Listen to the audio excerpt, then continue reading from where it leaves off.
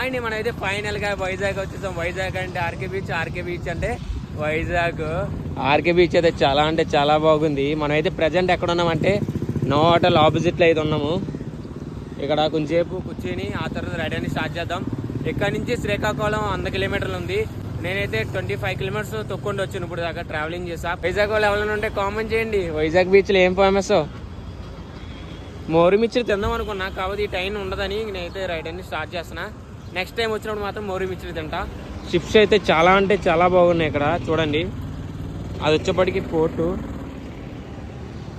ఈరోజు route map వచ్చేవాడికి దువ్వాడ నుంచి శ్రీకాకుళం అయితే వెళ్దాం. ఫుల్ వీడియో వచ్చేవాడికి మన యూట్యూబ్ ఛానల్ అయితే పెట్టాను చాలా మటుకి. Day 1, Day 2, Day 3 వీడియోస్ కూడా. దానికి కూడా అలాగే సపోర్ట్ చేయండి.